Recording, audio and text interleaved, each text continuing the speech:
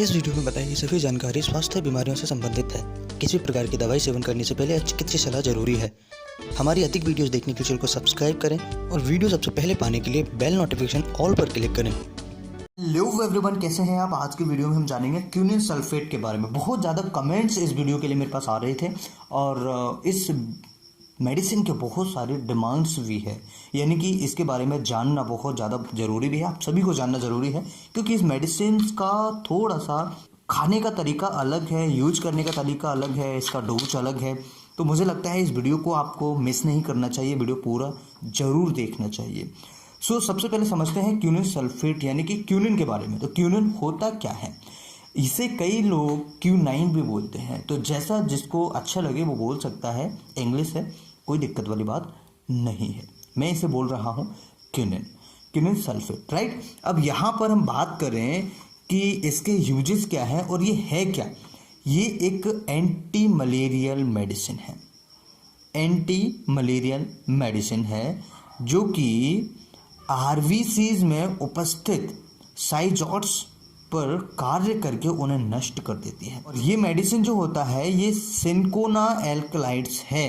Cinchona bark एक पौधा होता है, एक ट्री होता है जिसका यूज करके इस मेडिसिन को बनाया जाता है। तो यहाँ पर ये जो मेडिसिन है ये साइजॉट्स पर काम करती है। साइजॉट्स होता है मलेरिया में, मलेरिया का जो मॉस्किटो होता है उसके अंदर जो प्रोसीजर होते हैं, जैसे प्रेगनेंसी के बाद बच्चे डेवलपमेंट होता है, इसी तरीके से जब ये मच्छर जो होता है अपना लार्वा अंदर छोड़ देता है, तो ऐसे सिचुएशन में काफ़ी सारे प्रोसीजर्स होते हैं। अब यूज के बात करें तो देखिए यहाँ पर प्लाज्मोडियम फैल्सिफेरम मलेरिया, जिसे हम ऐसी बीमारी में इस मेडिसिन को यूज कर सकते हैं। इसके अलावा अगर कोई मेडिसिन यूज करने के बाद उस मरीज को आराम नहीं मिल रहा हो तो क्विनिन सल्फेट हम यूज कर सकते हैं। इसके अलावा इस मेडिसिन का नाम है QST EC 300 mg, ठीक है। सेरिब्रल मलेरिया जो मुख्य रूप से रात्रि में पेशियों की अकड़न यानी नॉक्चुरल मसल्स क्रैम्प्स होता है, ऐसी सिचुएशन में इसका हम यूज कर सकते हैं। तो यहाँ पर हम इसे यूज कर सकते हैं। अगर बात करें ये जो मेडिसिन है इसका डोज क्या होता है, तो ये 10 से लेकर के 15 mg पर kg दिन में 3 बार, औसतन मतलब कि 600 mg 3 बार नित्य 7 दिन तक हम इसे दे सकते हैं। और अगर बात करें सेरेब्रल मलेरिया में तो 20 mg पर kg के हिसाब से दे सकते हैं। अगर बात करें उसके बाद 10 से 15 mg पर kg 3 बार इस मेडिसिन को हम दे सकते हैं और प्रत्येक डोज में कम से कम 4 घंटे का अंतर होना चाहिए।